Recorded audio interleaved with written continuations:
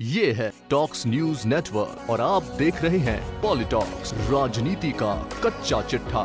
Sam Pitroda के हुआ तो हुआ वाले बयान ने देश भर में फिर से 1984 में हुए सिख दंगों की यादों को ताजा कर दिया। पूर्व प्रधानमंत्री इंदिरा गांधी की मौत के बाद भड़के उन दंगों ने देश में एक बार फिर से राजनीति में भूचाल सा ला दिया है। असल में उन दंगों के पीछे एक कहानी है जो अधिकतर लोगों को पता ही नहीं है। 1978 के SGPC चुनावों में कांग्रेस के नेता ज्ञानी जैल सिंह ने एक भस्मासुर को समर्थन दिया था।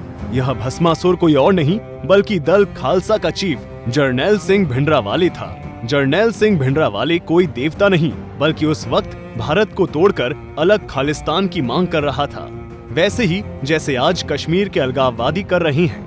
1971 के युद्ध के बाद उसकी अलग खालिस्तान की मांग को पाकिस्तान परोक्ष रूप से समर्थन दे रहा था।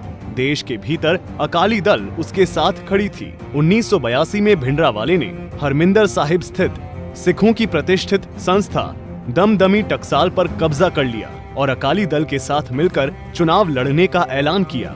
अकाली दल के साथ उसका यह गठबंधन एक तरह से आनंदपुर साहिब प्रस्ताव पर जनादेश की मांग था, जहां अलग खालिस्तान का समर्थन किया गया था।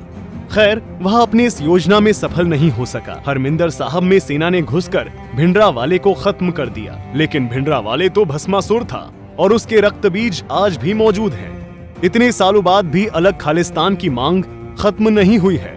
आज भी सिखों का एक वर्ग ऐसा है जो भिंडरावाले को संत मानता है। उस वक्त भिंडरावाले को खत्म करने की कीमत इंदिरा गांधी को अपनी जान देकर चुकानी पड़ी थी। दिल्ली में 1984 का सिख विरोधी दंगा इसी पृष्ठभूमि में हुआ था। आप कल्पना कर सकते हैं लोगों के मन मानस में सिखों के प्रति कितना गुस्सा रहा होगा। अगर आज कश्मीर के अलगाववादियों के खिलाफ इतना गुस्सा है तो इससे कई गुना ज्यादा गुस्सा उस वक्त सिख अलगाववादियों के खिलाफ था।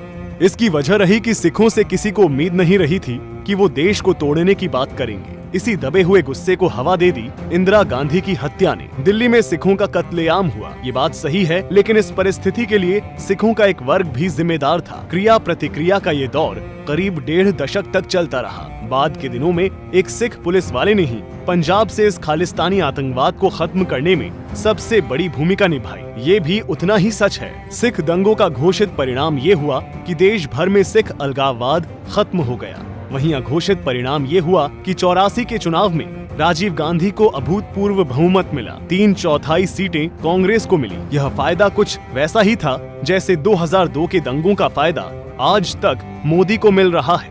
बात कड़वी है लेकिन सच्चाई यही है। अगर गुजरात का मुस्लिम विरोधी दंगा क्रिया की प्रतिक्रिया थी तो दिल्ली का सिख विरोधी दंगा भी क्रिया की प्रतिक्रिया ही थी। दोनों जगहों पर सामाजिक प्रतिक्रिया मुखर हुई, जिसका राजनीतिक दलों ने अपने अपने लाभ के मुताबिक समर्थन या विरोध किया। खैर, वो इतिहास का ऐसा काला अध्याय है जिसके पन्ने पलटने से कुछ हासिल नहीं होगा। लेकिन आज राजनीतिक रूप से जो बीजेपी सिख दंगों के लिए कांग्रेस को दोषी करार दे रही है, उस वक्त कांग्रेस बीजेपी पर आरोप लगा रही थी कि वह देश के टुकड़े करने वालों का साथ दे रही है। कर्नाटक के शिमोगा की एक रैली में राजीव गांधी ने कहा था, बीजेपी न जाने क्यों देश को तोड़ने की बात करने वालों का साथ दे रही है, फिर चाहे वह CPIM हो या अकाली दल। राजीव गांधी के इस बयान का उस वक्त कितना खतरनाक मतलब था, इसका अंदाजा इसी बात से लगा सकते हैं जैसे कोई राजनीतिक दल आज कश्मीर में सैयद अली शाह गिलानी के साथ मिलकर चुनाव लड़ने के लिए मैदान में उतर जाए। पॉलिटॉक्स न्यूज के लिए संजय तिवारी की रिपोर्ट। ये है टॉक्स न्यूज नेटवर्क और आप देख रहे हैं पॉलिटॉक्स, राजनीति का कच्चा चिट्ठा।